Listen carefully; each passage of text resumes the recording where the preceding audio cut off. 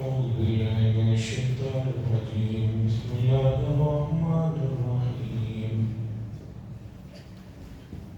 وإذ قال لقمان لابنه وهو يعظه يا بني لا تشرك بالله إن الشرك لظلم عظيم وقال تعالى إن الله عنده علم الساعة وينزل الغيث ويعلم ما في الأرحام وما تدري نفس ماذا تكسب غدا وما تدري نفس بأي أرض تموت إن الله عليم خبير.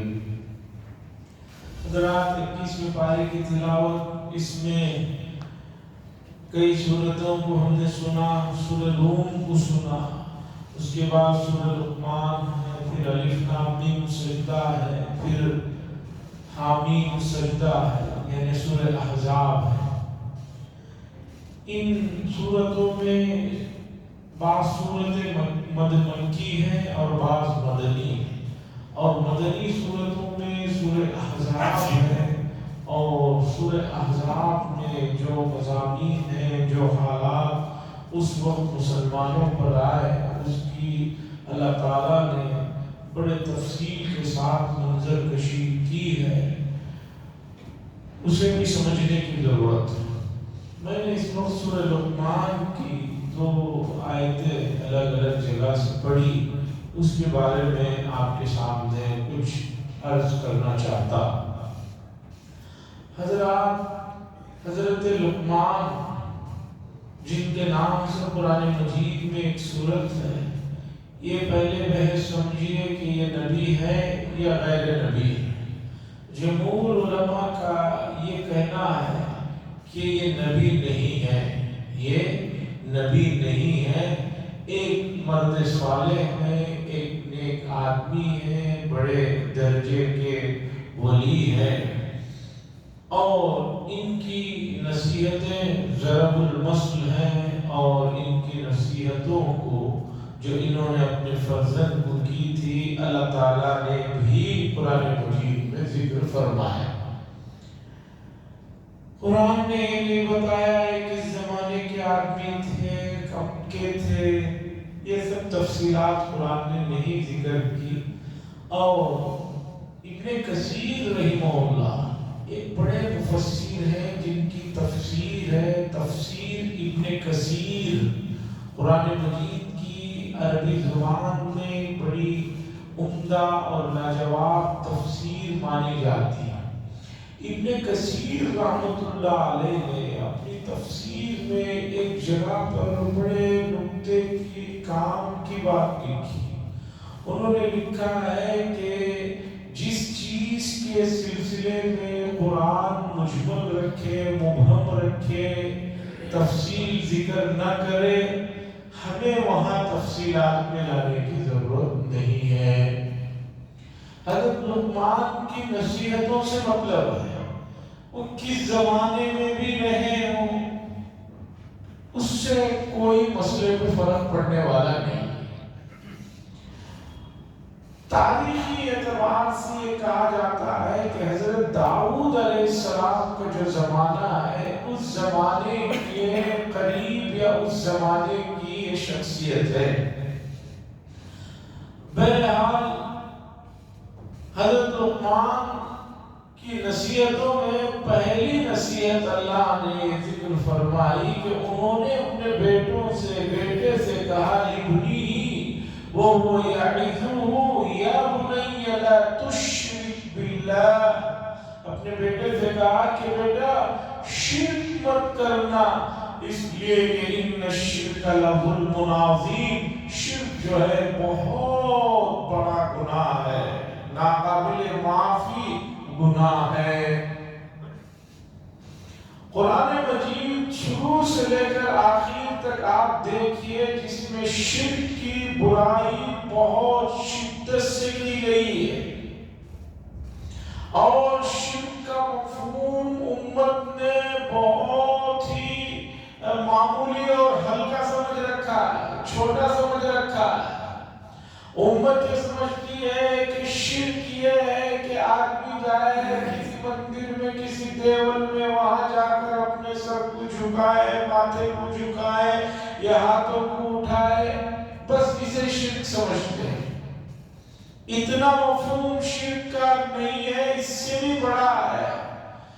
آپ اللہ کی صفات میں، یہ جو اللہ کے 99 نام ہیں، ان میں جو صفاتیں ہیں، صفاتی جو نام ہیں، ان صفاتوں میں آپ کسی کو بھی اللہ کے جیسا سمجھتے ہیں، سوچتے ہیں، تو یہ شرک فی الصفات ہے، یہ بھی بدترین گناہ ہے، یہ بھی ناقابل معافی گناہ ہے۔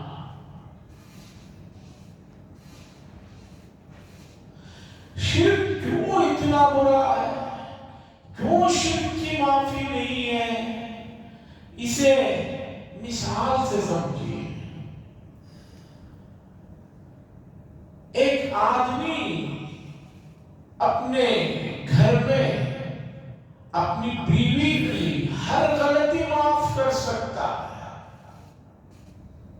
اس کی ہر چھوٹی بڑی غلطی کو درگزر کر سکتا ہے، لیکن ایک شوہر اپنی بیوی کی بے وفائی اور غیر سے آشنائی کبھی نہیں برداشت کر سکتا۔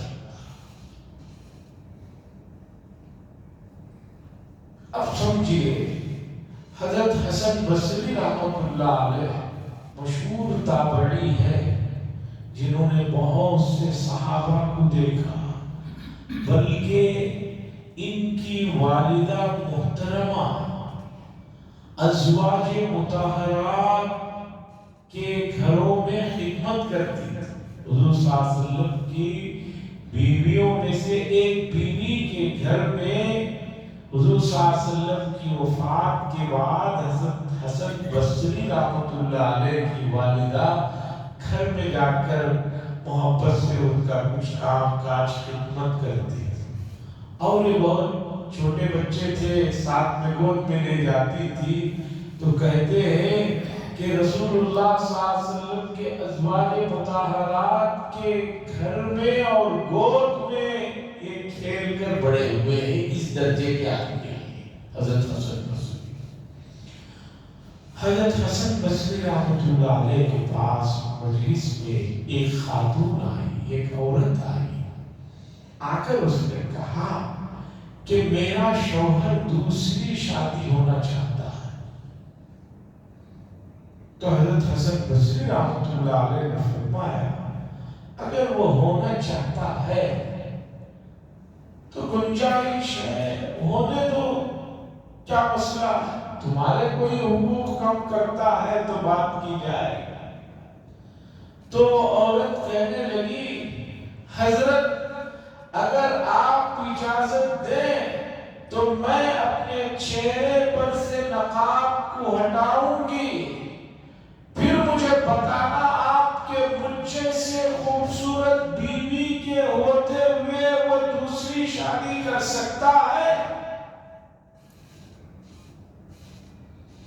یہ بات کہنا تھا، حضرت حسن بصری رحمۃ اللہ علیہ پر ایک دم ایسی طبیعت ہوئی، گویا تھوڑی دیر کے لیے ہوش و حواس میں نہیں رہے، بے ہوش ہو گئے۔ شاگردوں نے بیدار کیا، جگایا، اس کے بعد پوچھا کہ حضرت کیا بات ہوئی کہ آپ اس کی بات سن کر اس کیفیت میں آ گئے؟ تو حضرت حسن بصری رحمۃ اللہ علیہ نے کہا، وہ عورت نے جو کہا جملہ تم نے سنا، اس عورت نے کہا کہ مجھ جیسی خوبصورت بیوی کے ہوتے ہوئے دوسری شادی کی آپ اجازت دے سکتے ہیں؟ ذرا دیکھ کر بتائیے۔ ایک فانی حسن پر اس عورت کو اتنا زام اور اتنا اسے اپنے آپ پر جو ہے بھروسہ، میں اس کی اس بات کو سننے کے بعد مجھے میدان حشر کا منظر یاد آ گیا، جس میں اللہ تبارک و تعالیٰ ان لوگوں کو جنہوں نے شرک کیا پوچھیں گے کہ مجھے سے پروردگار کے ہوتے ہوئے تمہیں کیا ضرورت پڑی تھی دوسروں کے ساتھ جو ہے شرک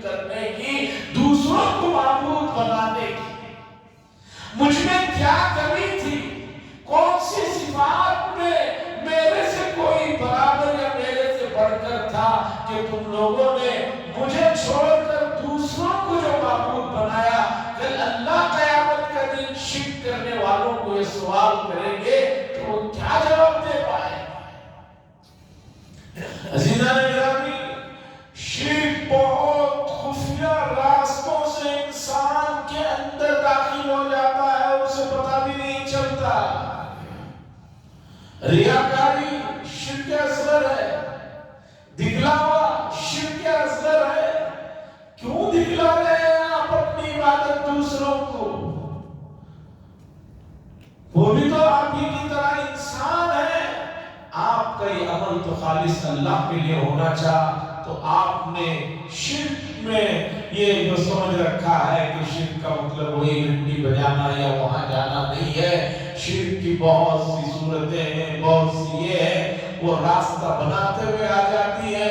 रसूलुल्लाह सल्लल्लाहु अलैहि वसल्लम की दुआओं में देखिए कितनी मर्तबा आपने ये दुआ की है, अल्लाहुम्मा इन्नी आऊज़ु बिका मिन अन उश्रिका।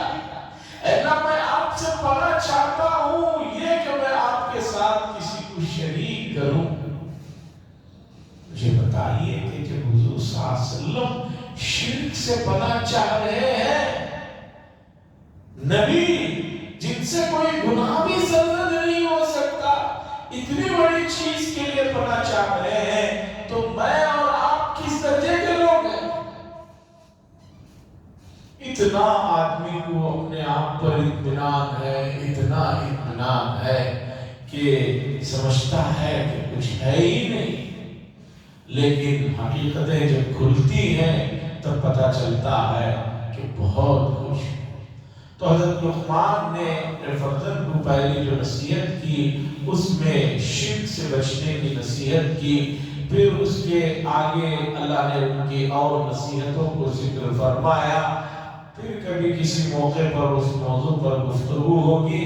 अब आइए सूरह लुक़मान की आखिरी आयत की तरफ। इन्नल्लाह इंदहु इल्मुस्साअह, बेशक अल्लाह ही के पास है क़यामत का इल्म, गैब का इल्म कि क़यामत कब आएगी अल्लाह जानता है।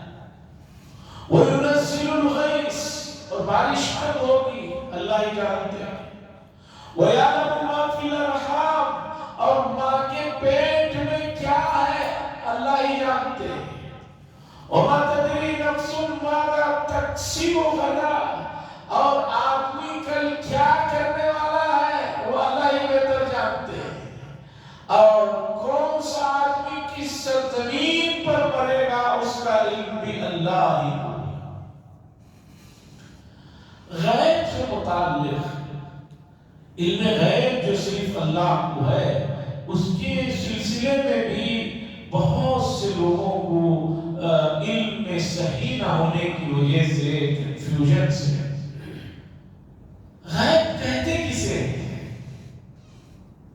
गैब किसे कहते हैं? अगर आप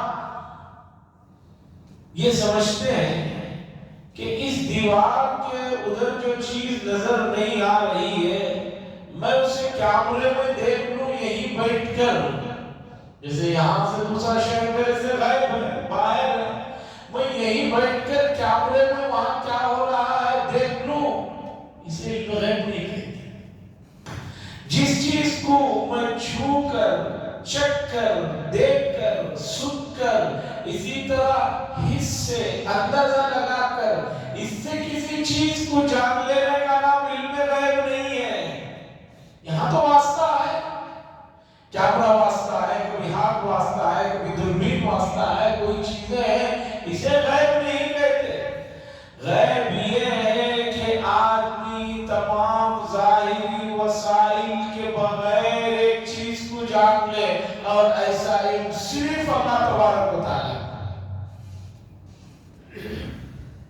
फ्यूचर में क्या होने वाला है इसे अगर आप समझ रहे हैं कि मुझे मौसम के ऐसे अंदाजा हो रहा है, ये होने वाला है, ऐसा इल्म तो जो है बहुत से मखलूकात को भी होती है।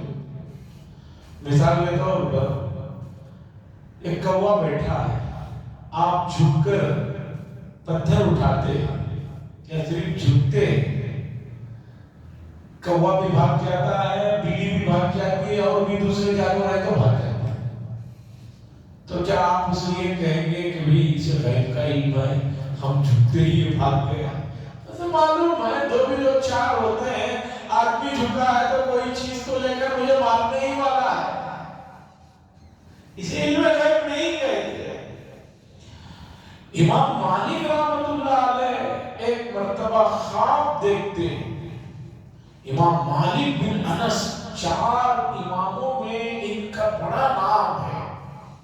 مدینہ منورہ میں ان کی پوری زندگی گزری۔ مدینے کے احترام کا یہ عالم تھا کہ مدینہ الرسول میں کبھی جوتا چپل پہن کر نہیں چلے، اور کبھی باہر جانے کا جب تقاضا ہوتا تو مدینہ الرسول سے نکل کر بہت دور جا کر جو ہے تقاضا پورا کر کے واپس آتے۔ اور علم حدیث کا اتنا احترام تھا، ایک مرتبہ سبق پڑھا رہے تھے تو طلبہ نے دیکھا کہ حضرت کے چہرے پر ایک رنگ آ رہا ہے، ایک رنگ اچانک جا رہا ہے، لیکن حضرت مسلسل علم حدیث پڑھاتے رہے۔ جب سبق پورا ہوا وہاں سے اٹھے آئے تو خاص شاگردوں نے کہا کہ حضرت چہرے پر آج سبق کے درمیان میں کافی عجیب سا رنگ چینج ہو رہا تھا، کچھ تکلیف محسوس ہو رہی تھی، کیا بات ہے؟ تو حضرت امام مالک رحمۃ اللہ علیہ نے کہا ذرا کرتا اٹھاؤ، پیچھے دیکھو، ایسا لگ رہا کوئی چیز ہے۔ پیچھے دیکھا گیا تو ایک زہریلا شاید چھوٹا سا جانور تھا جس نے 16 یا 36 جو ہے جگہ اس نے جو ہے ڈنک مارے تھے داخل کیے۔ شاگردوں نے کہا حضرت اسی وقت آپ نے کیوں نہیں کہہ دیا؟ حضرت امام مالک نے فرمایا حدیث رسول پڑھاتے ہوئے میں کیسے ان چیزوں کی طرف توجہ کرتا؟ اس سے اندازہ لگائیے کہ ان حضرات کو رسول اللہ صلی اللہ علیہ وسلم اور آپ کی چیزوں سے کس درجے محبت تھی۔ امام مالک رحمۃ اللہ علیہ ایک مرتبہ خواب دیکھتے ہیں، خواب میں رسول اللہ صلی اللہ علیہ وسلم کی زیارت ہوتی ہے۔ امام مالک رحمۃ اللہ علیہ خواب میں رسول اللہ صلی اللہ علیہ وسلم سے پوچھتے ہیں یا رسول اللہ صلی اللہ علیہ وسلم قیامت کب آئے گا؟ تو رسول اللہ صلی اللہ علیہ وسلم نے خواب میں اس طرح ہاتھ کا اشارہ کیا۔ اس کے بعد خواب سے ہی بیدار ہوئے، صبح اٹھ کر انہوں نے سوچا کہ کیا تعبیر ہے، کیا تعبیر ہے۔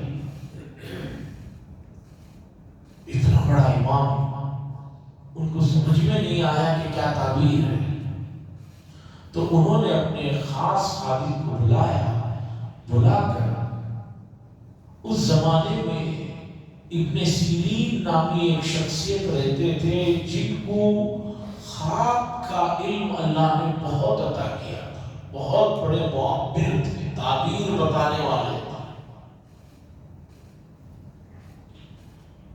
اچھا، امام مالک کے بارے میں جب بات چلی ہے تو یہ بھی سنتے چلے ان کی ایک اور بھی بڑی بات نقل کی گئی۔ انہوں نے چند لوگوں کو صرف اسی لیے رکھا تھا کہ مدینے کے اطراف و اکناف میں جہاں لوگ بیٹھ کر گفتگو کرتے ہیں یہ شریک رہے اور وہ امام مالک کے بارے میں کیا کہتے ہیں سنیں۔ اب لوگ جب بات کرتے امام مالک کی، کبھی بات چلتی تو امام مالک کے چاہنے والے یا نہ چاہنے والے جو باتیں کرتے وہ آ کر سناتے، تو امام مالک بیٹھ کر کہتے کہ بھئی دیکھو لوگ ہمارے بارے میں جو کہہ رہے ہیں وہ بات صحیح ہے، ہم غلطی پر ہیں تو غلطی سے رجوع کر لیں گے، اور نہیں ہے تو کوئی بات نہیں۔ تو جان کر کہ بھئی میری کوئی غلطی میرے پیچھے کوئی بیان کر رہا ہو تو اسے سن کر اسے درست کر لیتے تھے، اس درجے کے یہ لوگ تھے۔ آج تو پیچھے چھوڑیے، سامنے بھی کوئی کسی کو کچھ بتا دے تو ہنگامہ ہو جاتا ہے۔ یہ امت کے ترقی کے آسان نہیں۔ بہرحال معبر ابن سیرین تھے، ان کے پاس امام مالک نے خادم کو بھیجا، وہ خادم گیا، جا کر ابن سیرین سے پوچھا میں نے ایک آدمی نے خواب دیکھا ہے کہ رسول اللہ صلی اللہ علیہ وسلم نے ہاتھ کا اشارہ کیا، اس کی تعبیر کیا۔ ابن سیرین بڑے درجے کے آدمی، انہوں نے کہا کہ بھئی کس نے خواب دیکھا ہے؟ امام مالک نے کہا تھا میرا نام مت بتانا۔ اس نے کہا دیکھیں ایک ساتھ۔ انہوں نے کہا بھئی جب تک نام نہیں بتاؤ گے تعبیر نہیں دوں گا۔ جب آدمی بھاگ کر آیا کہ حضرت وہ تو کہہ رہے ہیں کہ جب تک نام نہیں بتائے تو تعبیر دوں گا نہیں۔ امام مالک نے کہا جاؤ میرا نام بتا دو۔ پھر وہ آدمی آ کر ابن سیرین سے کہا کہ یہ خواب دیکھنے والے مالک بن انس۔ ابن سیرین رحمۃ اللہ علیہ نے فرمایا جب تم نے خواب ذکر کیا تبھی میں سمجھ گیا اتنا بڑا خواب کوئی نارمل آدمی تو دیکھ ہی نہیں سکتا، اس لیے میں نام جاننا چاہ رہا تھا کہ وہ خواب کون دیکھا ہے۔ اور اس وقت مدینے میں حضرت امام مالک سے بڑا تو کوئی آدمی نہیں ہے۔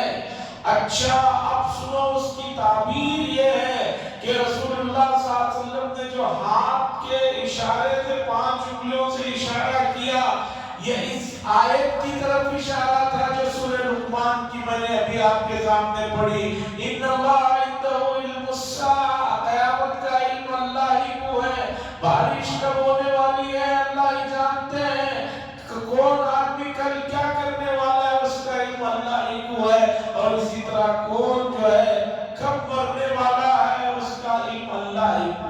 یہ اس آیت کریمہ کی طرف رسول اللہ صلی اللہ علیہ وسلم نے اشارہ کیا کہ مجھے بھی نہیں معلوم۔ حدیث جبریل ہے جس میں رسول اللہ صلی اللہ علیہ وسلم سے حضرت جبریل نے پوچھا تھا کہ متی الساعہ، قیامت کب آنے والی ہے؟ حضور صلی اللہ علیہ وسلم نے فرمایا من مسئول بِأَعْلَمَ مِنَ السَّائِلِ، جو آدمی مجھ سے سوال کر رہا ہے اسے جتنا علم ہے مجھے بھی اتنا ہی علم ہے، مجھے معلوم نہیں کہ قیامت کب آنے والی ہے۔ اس وقت امت کا ایک بڑا طبقہ قیامت کب آنے والی ہے، قیامت کی پیشین گوئیاں فلاں چینا کے ایک آدمی نے پیشین گوئی کی ہے، یہاں ایک آدمی نے پیشین گوئی کی ہے، ان کے جو حساب کتاب ہے اس حساب سے 26 میں آ جائے گی، 27 میں آ جائے گی، 40 میں آ جائے گی، 12 میں آتے آتے پھر پتہ نہیں کیوں رک گئی، جو گیا ہے 12 ابھی 25 26 چل رہا ہے نا، جو 12 گیا ہے اس وقت بھی بڑے چرچے تھے۔ اور ہمارے بنور میں بھی ایک بڑے سیدی صاحب ہیں، انہوں نے ایک کتاب لکھی، لکھ کر بتایا ہے کہ بھئی میرے جو کیلکولیشن ہے وہ کبھی آج تک غلط نہیں ہوا ہے، ان کے کیلکولیشن کے حساب سے اسی سال قیامت آنے والی ہے یا گزشتہ گزرے ہوئے سال تھی وہ بھی مجھے ذہن میں نہیں ہے۔ اب دیکھیے لوگ ایسے چیزوں کے بارے میں پوچھ رہے ہیں جن کا شریعت میں جاننا ضروری نہیں ہے۔ شریعت میں یہ جاننا ضروری ہے کہ آپ سے جڑے ہوئی چیزیں کیا ہیں۔ حضرت حسن بصری رحمۃ اللہ علیہ ایک جنازے میں جا رہے تھے، ایک آدمی نے پوچھا کس کا جنازہ ہے؟ حضرت نے فرمایا تیرا جنازہ ہے۔ وہ آدمی ذرا غصہ ہوا، گھبرایا، تو حضرت نے فرمایا تیرا نہیں تو میرا جنازہ ہے۔ اس فضول سوال میں کیا رکھا ہوا ہے کہ کس کا جنازہ ہے؟ سب کا تو جنازہ ہونے ہی والا ہے۔ جو چیز آخرت کی تیاری کرنی ہے اس کی طرف توجہ دو۔ ماہ مبارک 17 ہو گیا ہے اور ماہ مبارک تیزی سے 16واں روزہ بھی گزر گیا، ابھی تک بعض لوگ جو ہے نماز کی ترتیب بنا رہے ہیں، تراویح کہاں کب ختم ہو رہی ہے اسی غور و خوض میں ہے، اور دوسری چیزوں میں ہے رمضان ختم ہو جاتا ہے اور یہ جو ہے اسی حساب کتاب میں، اسی پلاننگ میں جو ہے نہ قرآن ختم کرتے ہیں، نہ نمازیں ختم کرتے ہیں، نہ کچھ ذکر و اذکار کرتے ہیں۔ عزیزان گرامی، شریعت نے فضول چیزوں سے بچنے کو بہت زیادہ ضروری قرار دیا ہے، اس لیے ہمیں حکم یہ ہے کہ اس مہینے میں جہاں تک ہو سکے رسول اللہ صلی اللہ علیہ وسلم نے جو زندگی کا نقشہ بتایا اس میں گناہوں سے بچنا اور شدید زیادہ سے زیادہ قرآن مجید کی تلاوت کرنا یہ اصل کام ہے۔ اللہ سے دعا فرمائے اللہ تبارک و تعالیٰ ماہ مبارک کا باقی جو حصہ رہ گیا ہے اس کی مرضی والے اعمال کرنے کی توفیق نصیب فرمائے۔ وآخر دعوانا الحمدللہ رب العالمین، لک الحمد و لک الشکر یا اللہ، اللہم صلی اللہ علیہ سیدنا شفیعنا نبینا حبیبنا مولانا محمد بارک وسلم، اللہم انت السلام منک السلام تبارک یا ذا الجلال والاکرام، صلی اللہ تعالی وسلم علی خیر خلق محمد وعلی آلہ وصحبہ اجمعین والحمدللہ۔